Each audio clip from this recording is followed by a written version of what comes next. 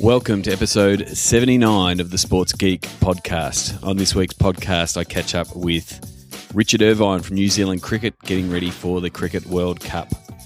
And we recap Asian Cup 2015 with Matt Bartolo. Welcome to the Sports Geek podcast, the podcast built for sports digital and sports business professionals. And now, here's your host who has interviewed 100 sports business executives on this podcast, Sean Callanan. Thank you very much, DJ Joel. My name is Sean Callanan, and thank you very much for listening to the Sports Geek podcast. This is episode 79, and that's right. I did not realise, and I realised actually while I was having this interview this week, that I've had 100 guests. So very much a big shout out to all of the guests of the Sports Geek podcast. You definitely help make this podcast what it is. Thank you again. My name's Sean Callanan. I've already said that. You should know that by now after 79 episodes.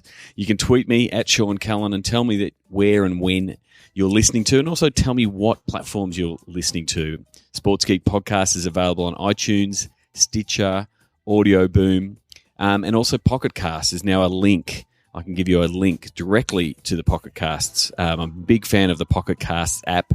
I used it when I was in iPhone land, and I'm definitely using it now as an Android app. So you can simply go to sportsgeekhq.com/pocketcasts to check out the Pocket Cast app and to check out Sports Geek Podcast on the Pocket Cast app. Oh, there you go. That's enough of the short plugs that aren't so short. This week, I caught up with Rich Irvine, who's over in New Zealand getting ready for the Cricket World Cup.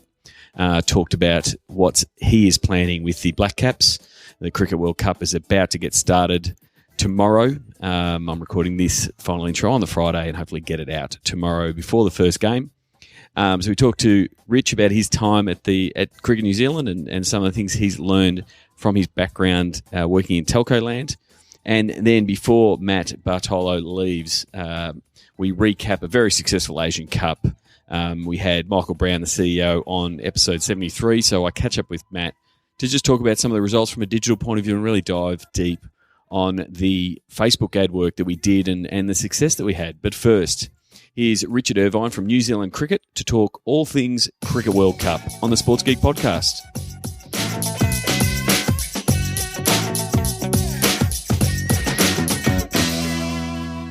Very happy to introduce, just prior to the World Cup of Cricket kicking off this weekend, Richard Irvine, who is the digital manager for New Zealand Cricket. Welcome to the Sports Geek podcast, Rich. Thanks, Sean. Happy to be here. We are now, we're recording this on a Wednesday. I'm actually heading off to Twitter is having a World Cup party tonight, so hopefully catching up with the one and only Shane Warne, who's a bit of a phenomenon on Twitter. So if I can get a selfie with Warney, I think the night is a success. What's the feeling like in New Zealand and at New Zealand Cricket for the upcoming World Cup? Wow, I just want to get on with it now. I've been planning it for a long time, obviously a few years now, and we're just about there. Got the opening event tomorrow night down in Christchurch, and then the big kickoff on Saturday, and at Hagley Oval, which is looking fantastic. A whole lot of extra seating, and it's just got a really good feeling around it. So yeah, just want to get stuck into it. So for the people who are listening in the UK, who obviously know their cricket, and the English cricket team is down here, but really for the listeners in the US, this is the one-day format of cricket. Now, we spoke to Dan Magala a couple of episodes ago talking about Big Bash cricket, which is 20 over a side, which is the extreme shortened form version of cricket. But this is the one-day cricket. The World Cup happens every 4 years in the same way it does for rugby and football, and so Australia and New Zealand are the co-hosts of this World Cup. So there'll be preliminary games and finals and the like in Australia and New Zealand. So both countries are working together in hosting it. And so what has New Zealand Cricket done? I've been reading that you've been doing some tech upgrades behind the scenes to make sure that you're ready for this traffic around the World Cup. Yeah, so we switched over. We've given the website a pretty thorough overhaul in the last couple of years. First step was the front end of it, what our fans see, which is making it mobile responsive. We obviously get huge traffic on mobile, tablets and phones, and that's especially so during the evening. I think your average fan, I would say, if they're following the game, would be on their desktop or laptop at work during the day, and then at around 5 or 6 o'clock we see the traffic completely switch around to phones and tablets. So we wanted to obviously make the website ready for them to give a great experience. So that was the first step. Second step was the back end. First, we moved to an Umbraco content management system, which is a nice, clean, modern system, and then also switched everything over to Microsoft Azure servers for our scoring, for our editorial content, and also for our video as well. So bring it on. We're expecting quite a lot of traffic, so and we'll be stable and ready for it. Yeah, I mean, I had the chat with Finn Bradshaw at Cricket Australia, and they've gone through the same process of really, updating the website. The responsive was the killer part that they looked at for their site. And I was just looking at some of the stats that you guys had for blackcaps.co.nz if you want to check it out. 152% increase last year, and it was the mobile views up 221% from last year. So I mean, everyone's moving to that space, and you've got to have a product that's usable in that space. So since you've moved to that mobile, the responsive site, have you seen things like shares and the traffic coming back? From Facebook and Twitter and the like, because for mine, if you get that mechanism right and you put the content and make it shareable on those platforms, sometimes you're getting 1 or 2 more people coming back for every share. Are you seeing that type of that flow on effect from the social networks? Yeah, it's just increasing all the time. I mean, we do want people to come back to our website, from all our social areas. So yeah, we do see that coming through, and especially around match days. We want people to. I mean, your mobile phone or your tablet is kind of like the must-have for watching cricket. It lends itself to keeping one eye on the screen and one eye on your other screen. So yeah, we do see that, and try to make it shareable for the fans and something that's valuable. Yeah, I mean, it is exactly the same. Again, for the US listeners, it's very similar to baseball in the digital experience, because you have those natural breaks in play, both whether you're at the stadium or whether you're at home, to be able to check your phone and engage. Whereas continuous sports like basketball or rugby or Australian rules don't have those natural breaks in play for you to engage. So it's a real opportunity for cricket that you can be going backwards and forwards with the fans on a social side of things, but they can also be consuming content, whether it's watching a six from the previous over, or rewatching the wicket, or having their banter with their mates while they're watching the game. Totally. Yep.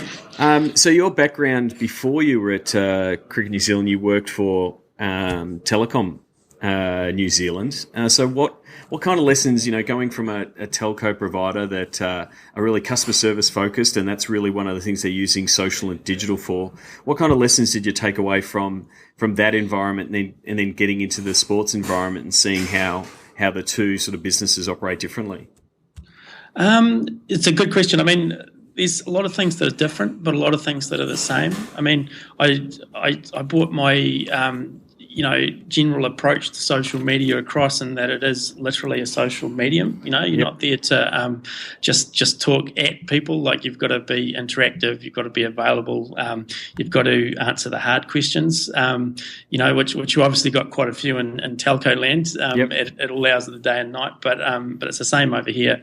We do take the social part very seriously, and want to be available for fans. Whether it's letting people know what's going on or answering their queries. And I think one of the things that I enjoy in a kind of perverse fashion is like crises. When things go wrong, that's kind of when it gets exciting, really. So we obviously had quite a bit of that at Telecom, but also every now and again at cricket as well, which has stood me and the team in good stead.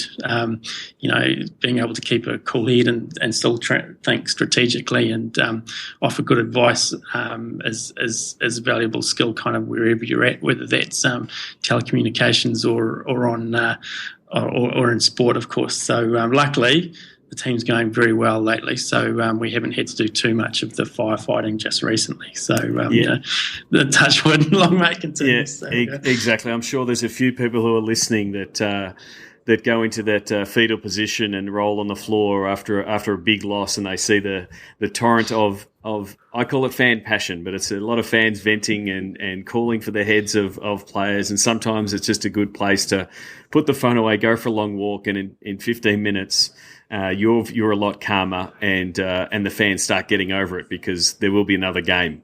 That's right. You've got to learn. You've got to have a pretty thick skin if you're running the social accounts for a team, especially if they are having a rough trot or having a few losses. Being able to turn that a little bit and eke the positives out of it, and also embrace the fans that are positive about it. One of the things I did want to note, and I've been listening to Gary Vaynerchuk's Ask Gary V podcast a lot recently. I was listening to it on the run this morning, and one of the ways he grades the way that people are doing it, just from a Twitter point of view, is he always goes and checks the tweets, but then he also checks the replies and how they're engaging. And I'm currently looking at the Black Caps Twitter account, and there's lots of Twitter replies, a lot of you answering back to fans specific questions and giving them ideas or pointing in the right direction for tickets. What kind of schedule do you sort of put on the Black Caps account to say how often are you going to reply? What time limits? How many people do you have behind the scenes that are helping keeping that account ticking over? Yeah, good question. I mean, during matches, we have a schedule of people that are literally covering the game, i.e. giving score updates, or probably a bit more than that, posting photos, letting people know what conditions are like and all the things that you can't find out from a scorecard, trying to add a bit extra. There's me and a couple of other guys that do that during matches, which I've got to say, it's one of the most fun parts of the job. Covering a match and bantering with fans and things like that. It's just awesome. So really enjoy that. Outside of that, it's mainly me. Keeping an eye on things, because obviously things don't, issues or things happen outside of match time as well. So, and again, that's kind of a hangover from telco land. You've always got your little phone there, your little mate kind of blinking at you saying, something's happening on Twitter. So, and mainly Twitter for us, as well as other platforms. But you've got to be all over that. I think it can.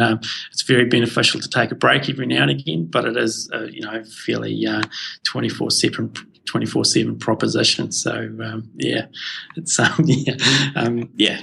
it's challenging, but also a lot of fun. So it can be all consuming. I did want to ask you sort of the reasoning behind it is something more from it that I see a lot in brand land, I guess is one way of putting it, is putting the initials of who's replying on a lot of the tweets. So you'll have RI, so we know it's Rich, or CE. And again, I don't know all your team, but that's Callum. Yep. So again, what's the reasoning behind that? Because a lot of teams sort of try to give this, we are the team, and you won't know who it is because we're getting that consistency of voice. Is that just is that a habit from telco land? Is it how have the fans responded to that?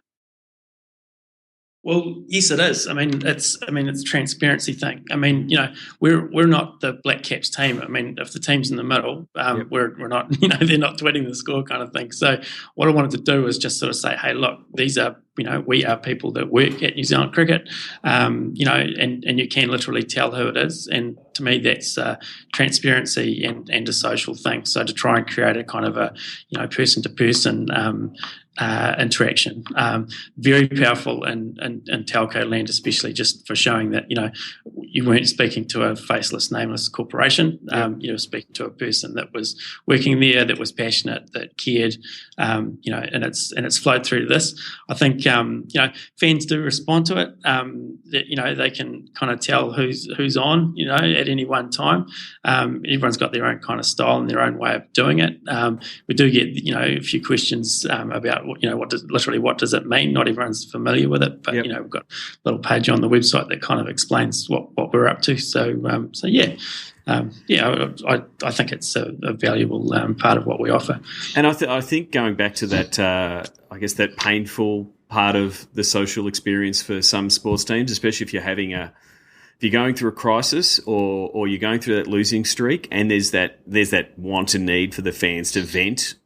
And we've all seen those posts of, if you guys didn't spend so much time tweeting, you'd do better on the park, and you shake your head. But when you reply with the personal initials, they're not.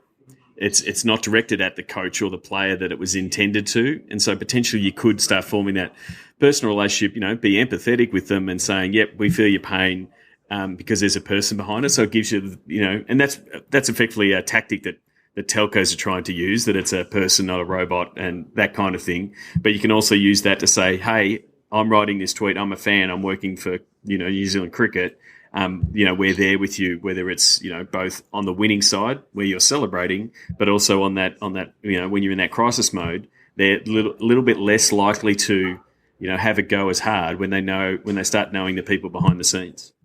Absolutely. I mean, we have done a couple of, tweet ups, if it's a kind of a weird term, but tried to get a few of our most passionate fans along, either into the office, or we did one at the team hotel down in Wellington, just to meet people. I do try and when we're at games and things like that, try and get around and kind of take a session off and do a lap of the ground and try and meet up with a few of the fans that are there. I mean, hopefully it's beneficial for everyone.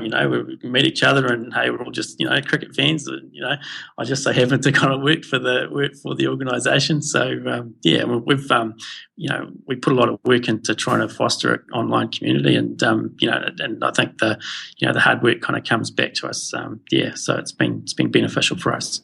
Yeah, I think that's terribly beneficial and engaging. I do get pitched a lot of tools that say, we want to find your most influential fans and your fans that tweet the most and your fans that are most engaged.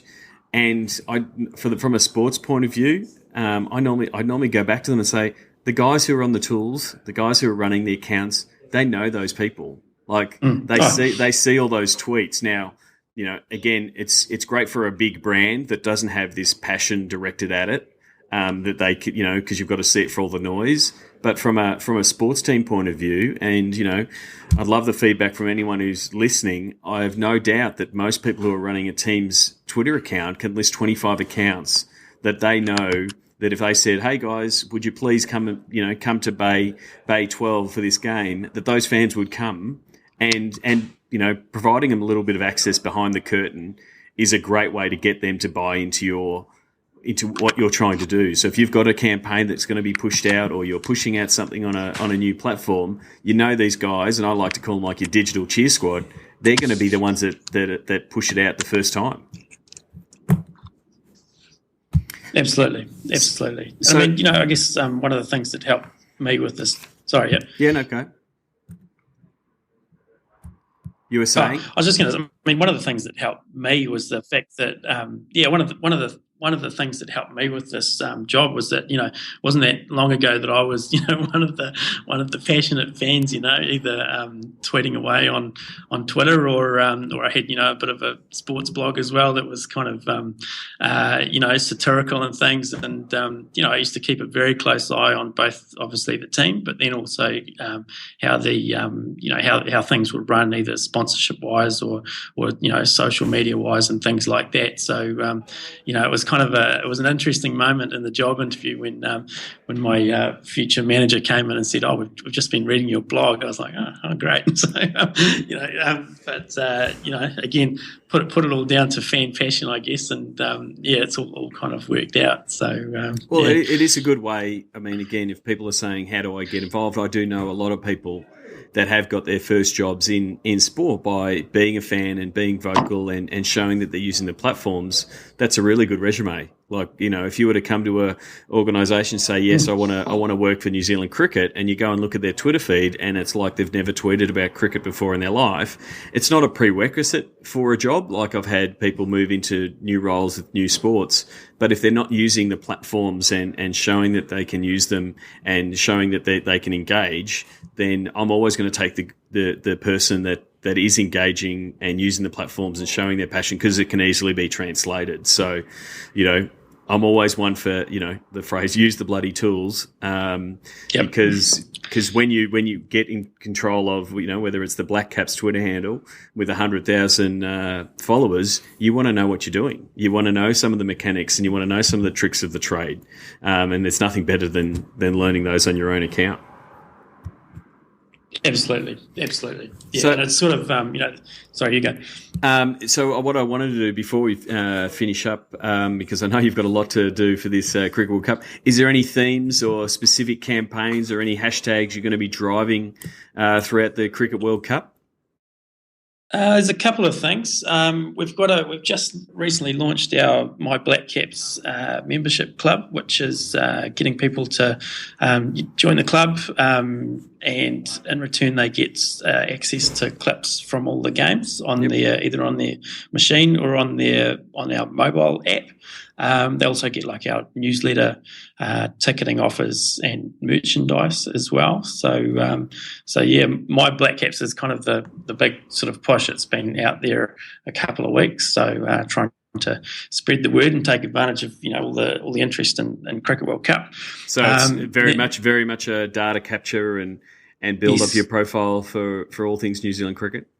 Absolutely, yeah. So, we'd like to just sort of know a bit more, I guess, about fans and what they're interested in. So, it's a good way for people to, get on our database, I guess, and hopefully get a better experience supporting the Black Caps at the same time. So, yeah. And so that's a great initiative, and it's a really great initiative to do around a big tournament, like launching it now.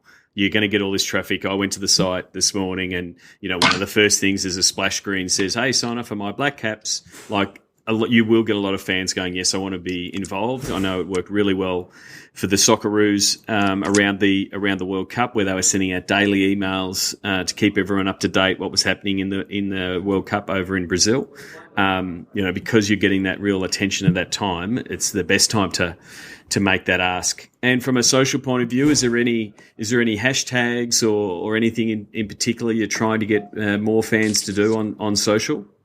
Yeah, I mean, back the Black Caps is is our hashtag for the tournament. We want to get people to get behind the team, and we've sort of we'll have a few spot prizes for fans that are using that, and then we've also enlisted a few more well-known fans, I guess, to back the Black Caps as well. So yeah, that's our theme for the tournament. We've got a little bit coming out in the next couple of days on that for the opening match. So yeah.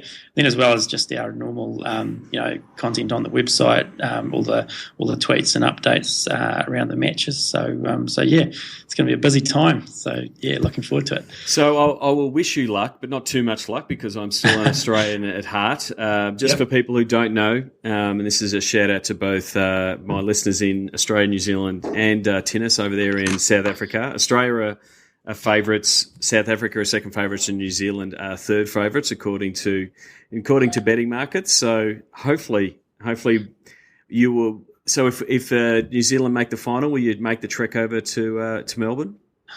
I'll be doing everything in my power to be there. Yeah. So we don't want to count our chickens, but I'd absolutely die to be there. I'll be at a few of the games here in New Zealand, all right. So and including the New Zealand Australia match, which all of New Zealand's looking forward to. So yeah, be awesome. Okay, Rich. Well, thank you very much, and look forward to seeing the tweets. Where can people find you on the internet? What's your Twitter handle, and what are the best ways for people to connect with you?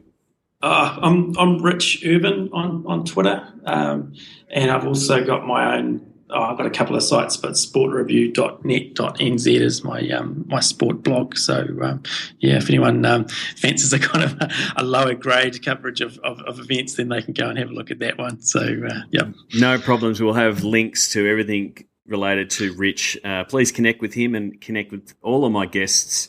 I've now passed, I should have raised the bat. I didn't even realise last episode. I've passed the 100 guests mark. I should have raised the bat to the pavilion. So you are now in the second 100 of, Nice. I'm going forward to 200 guests. So thanks very much, Rich, for coming along, and best of luck for the Cricket World Cup. Thanks for having me, Sean. Appreciate it. Sign up for the Sports Geek News at sportsgeekhq.com/SGN.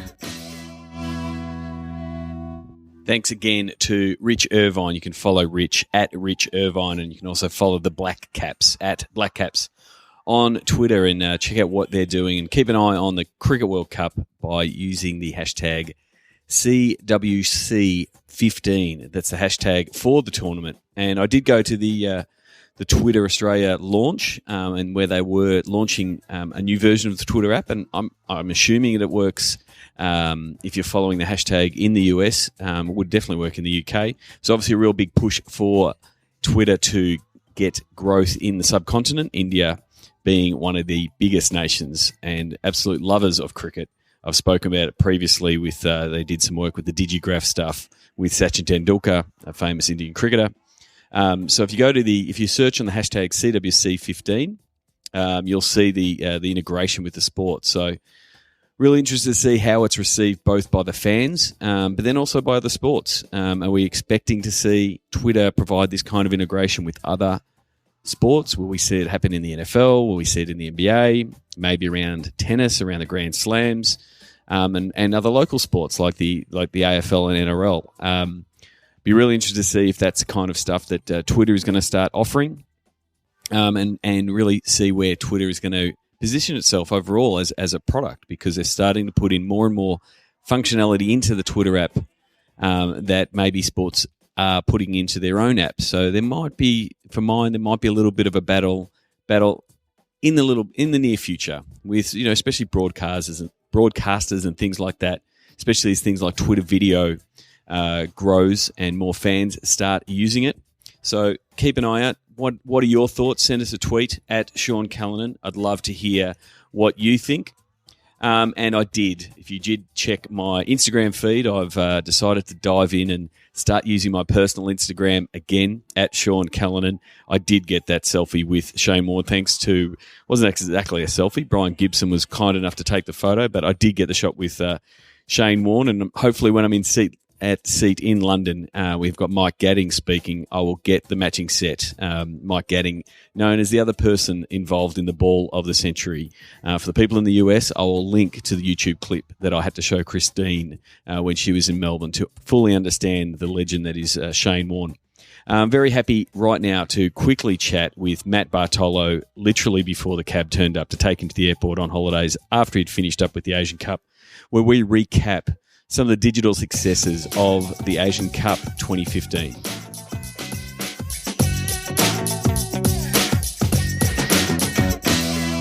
Very happy to welcome a good mate of mine who's worked very hard at the Asian Cup and is now basking in the success of the Asian Cup in Australia. Matthew Bartolo, welcome to the Sports Geek podcast. Thanks, Sean. Great to be here. And thank you very much. For those who don't know, the Asian Cup has been a big success. I had Michael Brown, the CEO, on a previous episode prior to the Asian Cup. Massive success. I've been talking it up on the podcast. You've now finished up with the Asian Cup, and I think we might have a boarding call soon. You're practically at the airport, ready to have a well-earned break. Yes. It's been sort of a great 15 months for me. But yeah, it's time now that it's all wrapped up. Great success, as you said. And yeah, departing very shortly, actually, probably about a couple of hours from now. Yeah, so we will keep this short and sweet. We caught up last week to sort of recap how things went. We pretty much worked on, over the last 15 months, of really building awareness for the Asian Cup in Australia, but then also, it was all about the cheeks and the seats, as Katie Morgan from the Texas Rangers likes to say. We had to get people going to the games, and a really big part of that was the stuff that we did on Facebook. Do you want to sort of take everyone through what the landscape looked like when you came on board with the Asian Cup? Yeah, so we only had about 90,000 followers on the official page. with just under 4,000 of those being Australian, which was about 4%. So we obviously wanted to build a strong local base to get them engaged, inform them about the tournament, and then eventually sell them tickets. There was 90,000 followers when we started, and we sort of cranked that up to 230,000 at the end of the year. And the tournament started January 9. So we added about 140,000, but the main part of that was adding 66,000 Australian fans, well, taking it to 66,000, so getting it up to 29% of that audience, which was obviously key for us. Yeah, and one of the, some of the things that we did do in that space is we leveraged some really key audiences around the Socceroos and around the World Cup, and really embraced the FFA's football family to make sure that they were aware. We always knew that football fans were going to be excited about the Asian Cup, but we also wanted to make sure that we were attracting other fans. I should neglect to mention Matt is practically a gun for hire. You had a late start at the Asian Cup because you came straight from Sochi, and you were working with the Australian Olympic Committee over in Sochi. What was that experience like in that 2 weeks of madness in Russia? Yeah, I've done the London Olympics and then the Sochi Olympics as well, and doing a varied media role with a lot of social media in there. It's great. It's you're a part of the sport as it happens. You're sort of, a lot of it's live tweeting, that type of thing, keeping everyone updated back home, especially with Sochi, which was sort of in the middle of the night, but not a lot of people knew a heap about it. So it was very well consumed on social media, especially Twitter. And I think we were the fourth most sort of social country, for no better way of explaining it, when we were there amongst all of these massive nations. So, we did really well. It was a great experience. You learn the sort of on the go, need to be first out, that type of thing when you're on the run with these types of events.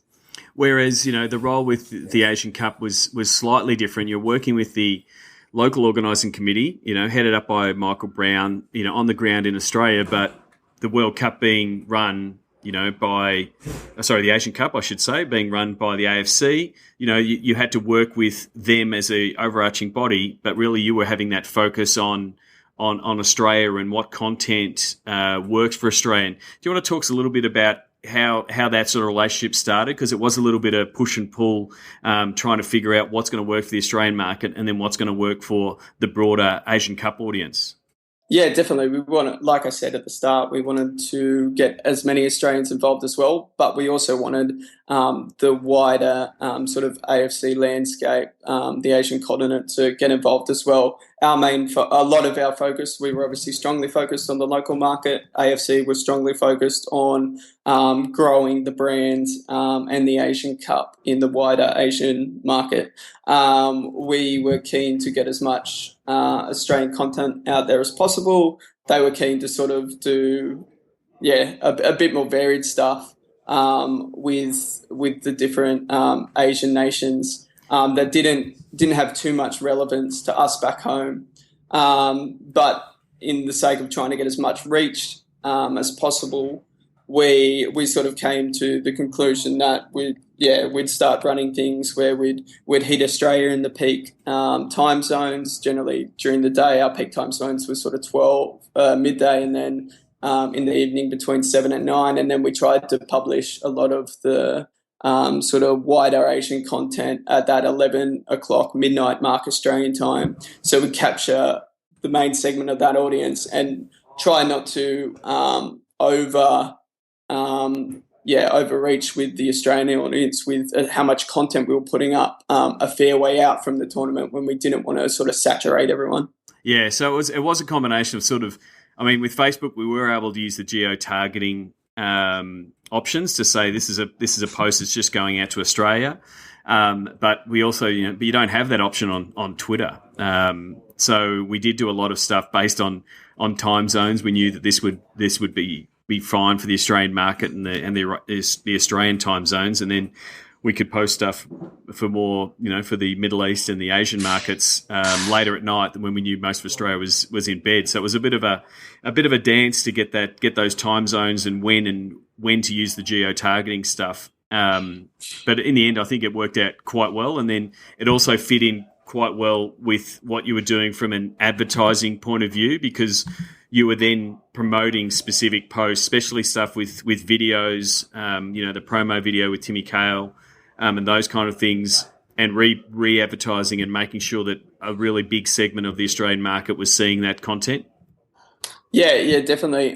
So we probably spent about 10 grand in the end on various paid campaigns to increase engagement, which also achieved our other goal of getting the awareness out there. Obviously, early on, not too many people knew about the Asian Cup. Obviously, we changed their minds by the end of it. The Socceroos helped out, obviously. Yep. But yeah, so we spent about 10 grand to increase engagement.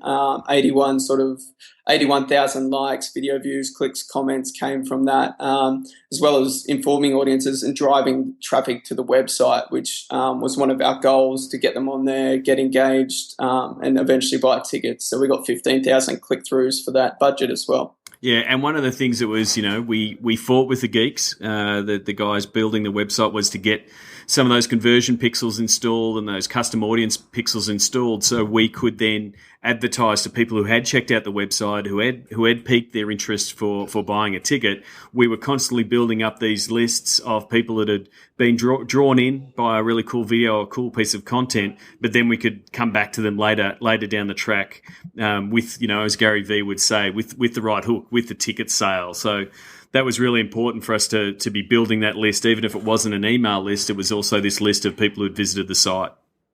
Yeah, definitely. We came back to those at the end and sort of hit them with our ads. And as we'll discuss, our those pixels really helped in our return on investment, which was quite high in terms of ticket sales. Yeah, so diving into those numbers, like again, from we had the battle with the tech guys from the web point of view with the Asian website, with the AFC website, but then we also went into battle with because I think it always is a battle, but to get the conversion pixels installed with the Ticketek site, so we could track the transaction all the way through to a sale. And that's, I know from experience, there's a lot of teams that have difficulty getting that set up. It's well worth the fight, because you can then see the justification. You want to take us through some of the numbers that, from a budget point of view, that you ran in like December, January, when you're in that peak period of selling tickets? Yeah, so we ended up spending just over $16,000 between December and January, the majority of that being in January. Tournament ran from January 9 to January 31, so we're really pushing different ads that we sort of were making on the go. We converted the 16,000 to 114,000 in ticket sales, which was a return on investment just over 700%. In terms of the final, we spent just over $1,000 and converted that into just over 8,000 in ticket sales, which was closer to 800% in return on investment.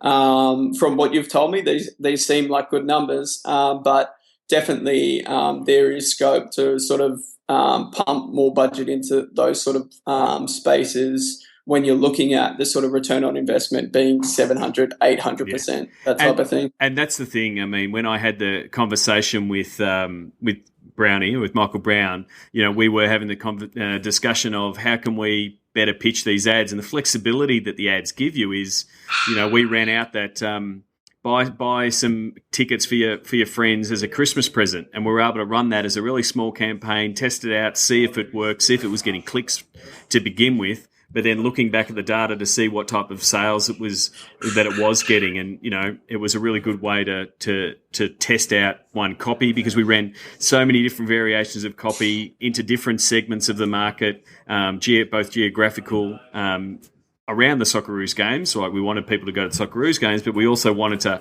inform the market, how affordable it was going through. I guess one last thing of note that I thought was really effective. I think I called you like the first week of January and said, Matt, what are you doing? What's the go? Like, the Facebook page has gone bananas. And you informed me that the guys at the World Sports Group that work for the AFC had started promoting the page to all the regions, all the countries that were participating in the Asian Cup, and absolutely massive growth happened there from just a simple like campaign, engaging and building excitement around the tournament. Yeah, definitely. So we, as I said, we sort of handed 230,000. Just a bit of background, WSG came in and ran a lot of the social media during the tournament. So by the end of December, we'd got from 90,000 to 230,000. By the end of the tournament, it had sort of skyrocketed to 670,000. What WSG had did was they saved their budget on sort of getting likes, getting more followers on board until the tournament time. And obviously it ended up being a lot more expensive to buy the Australian likes than what it was to buy places like Iraq and that type of thing. But they saved their budget, spent it at that period, and were getting followers for under 1 cent per like, which was obviously 50 times better than 50 times better than what we could do in the Australian market. So that worked really well. Obviously, I think it provides a really good strategy for that, like this event, like it's an event programming. And I spoke to the guys around the Cricket World Cup and spoke to Rich Irvine at Cricket New Zealand. Like the idea is that when the event comes, that's when all the awareness and people want to get around it in that really short run up of when it's starting, and so it makes total sense to re-engage all the countries. Now it just so happens they were targeting countries that there are a stack of people that love their football, which results in very very much cheap access to a lot of fans. But then that rolled on to tremendous engagement throughout the tournament on all the content that was pushed through. Yeah, definitely. Like we said, it skyrocketed another 300,000. They didn't have to spend too much money. At that point, it's a great time to get everyone on board, get them engaged. Like you said, they know a lot more about the tournament as we sort of hit the last few days. And the one thing we wanted to get a lot of Australian likes, so we could start selling them the tickets in the May sort of period when they first went on sale, when I think about 20% of tickets eventually were sold. But yeah, obviously getting more and more Australians as the tournament went on was obviously great as well, because we were getting them for sort of the latter matches to sell them the sort of higher price tickets to get them to the semis and the final and the Socceroos games. Yep. So I don't know. We had some noise in the background. If that was your taxi turning up to take it to the airport. I want to quickly wrap this up. From the other platforms' point of view, how did you feel things went on Twitter as far as engagement and growth for the accounts over the tournament? Yeah, skyrocketed during the tournament. Just there was some crazy numbers that were put together. We sort of started with 11,000 followers when we took over the account. We took that to 36,000 followers before the tournament started, and then it skyrocketed to 113,000 before the tournament finished. There was, when we started, there was probably about 150,000 Twitter impressions a month. By November, we got this up to 2 million, and then from there it just went through the roof. The hashtag was used 315,000 times during the tournament period, hashtag AC 2015. And through January, there were 44 million impressions, 89,000 retweets, 102,000 link clicks, and 71,000 favorites. So it was definitely went berserk. Yeah. Yeah, and I remember in the early days talking to Shane Harmon, who was the 2IC at the time of having that debate. What should the hashtag be? And I'm like, keep it simple, guys. AC 2015. Once it's up and running and everyone knows it, the amount of engagement around the games and the TV coverage and the ratings that came through, especially for that final, were phenomenal. So from a Twitter point of view, I thought the fans really got around it. And then the other one, which was sort of the poor kid brother of all the channels when we started. And you laugh. It's like, should we do Instagram? Like, because there was absolutely nothing on the account when we started, and we just thought, well, it's a really good way for us to engage, the community, and you have the things like the Cup Tour and those kind of things. how was the engagement and the amount of content that was coming in from an Instagram point of view over the tournament? Yeah, so like you said, we sort of came onto it a bit late. Early on, I suppose, we decided to make sure we were doing the platforms that we were doing and do them well. I had a varied role during the job, so I was trying to manage all of this while running the website and doing a lot of content. So by the time we sort of got mid-year, we had a couple of people to help out, and we started pushing Instagram a fair bit more. We took it from under 1,000 followers to about 10,000 by the end of 2014, and that went to over 50,000 by the end of the tournament, and just under 30,000 Instagram images used AC 2015 hashtag. So from something that we sort of put a bit of focus on from August, September until the end of the tournament, we've given the AFC back a really good base for the future, and it was another platform for people to be engaged with. Yeah, and I think that's a really good lesson for anyone that is, driving these sort of big tournaments. And, I always use the Rugby World Cup example that Shane Harmon was involved in back in 2011, building out an asset that you can hand back and it can just continue to grow from tournament to tournament. That's the big advantage. And, to hand back an asset like you just did there with, from an Instagram point of view, like that's, the guys at the AFC can be keeping that conversation going and sharing that, for the next couple of years around all the qualifiers and things like that.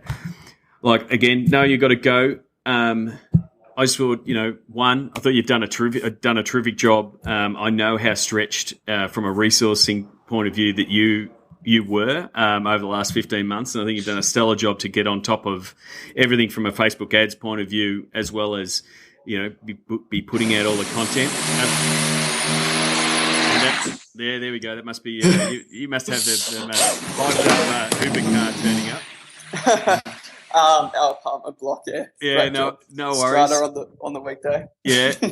Just to finish up, is there any other people you wanted to thank, key people as part of the team that made the Asian Cup digital efforts, what it was? Yeah, so Alison Hill sort of oversaw all of government and communications, so she was a good sort of head to lean on throughout the tournament.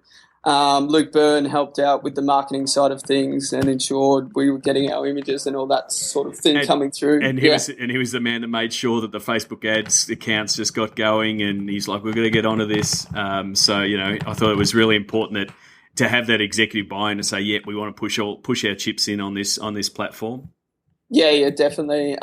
Yourself, obviously, one of the leading lights in the business, not only in Australia but around the world, I think, from seeing all that you've done. Just someone great to chat to every now and then to make sure everything was on track. Thanks, mate. No worries. Brian Gibson, obviously at FFA and sort of heading up their social program. He was great to just walk up the road and have a quick chat to, see what they were doing, see what we could help out with, and vice versa. And then the guys at WSG, Matt Parker and Kapil Chetri, who ran all the majority of stuff during the tournament and were the ones we were sort of bouncing off with throughout the year to try and make sure everything was we were on top of everything. And then obviously at the top, Michael Brown, who sort of trusted us to sort of run with everything we did, and in the end we saw some really good results. Well, thank you very much. Thank you very much for including me in that list. It was a real fun 15 months as a project, and I highly agree with you on all the other people involved. Brian at the FFA and all the things that they were doing at the Socceroos. It was really good to work hand in hand and sort of keep an eye on what both were doing, so the plans worked together. So you're obviously now taking a break after a really hectic, 18 months with Sochi prior to the Asian Cup. What are your plans for the next couple of months? So I'm going away with my wife actually for almost 3 months to South America, which would be really nice. I've spoken to a couple of people, but nothing locked in for when I come back. So hopefully some people will be tapping me on the shoulder by the time I fly back in to sort of get something sorted. No doubt. As I said, Matt's an absolute gun for hire. I will put links to your LinkedIn account and your Twitter. What's your Twitter so we can follow your adventures in South America?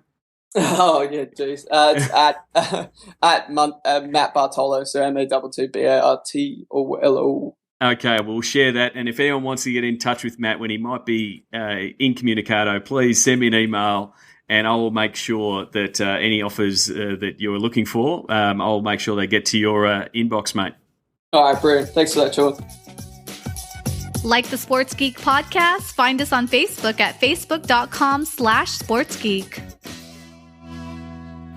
Thanks again to Matt Bartolo there, Matt_Bartolo, if you want to follow him on the Twitter.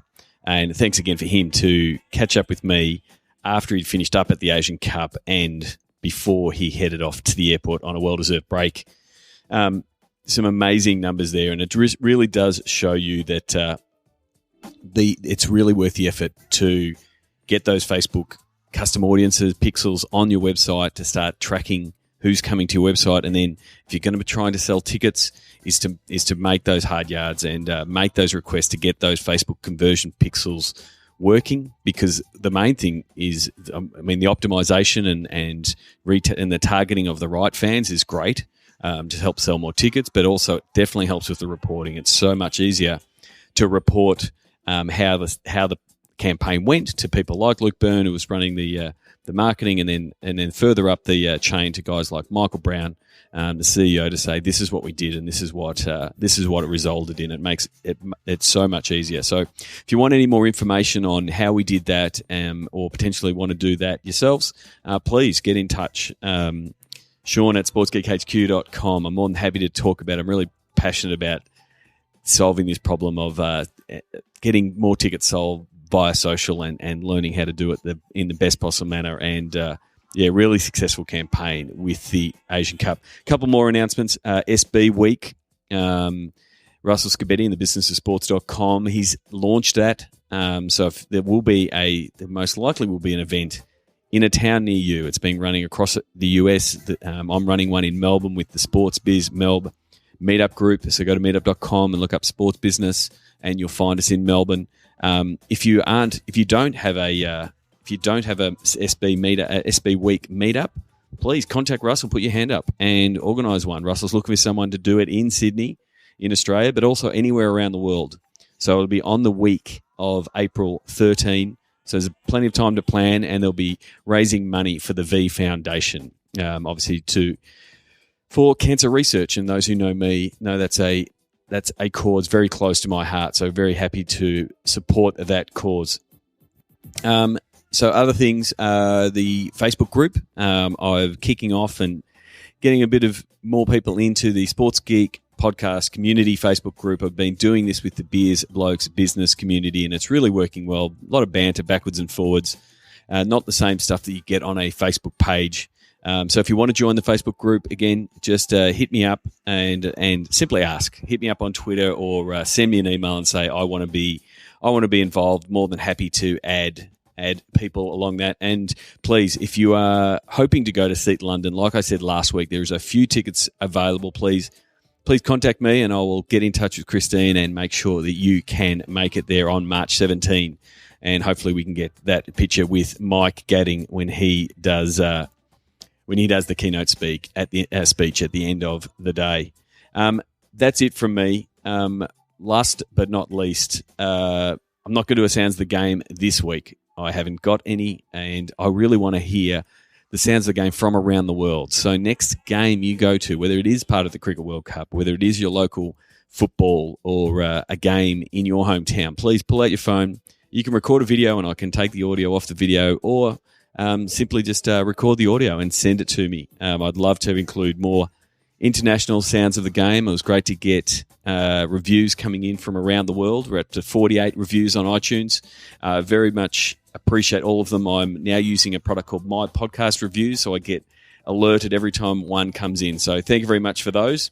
And until next week, you're listening to the Sports Geek Podcast. My name is Sean Callanan. Thanks a lot. Please leave a review on iTunes. Go to sportsgeekhq.com/iTunes. Did you know Sports Geek Podcast has listeners in over 50 countries? Thank you for sharing. Thank you for listening to the Sports Geek Podcast.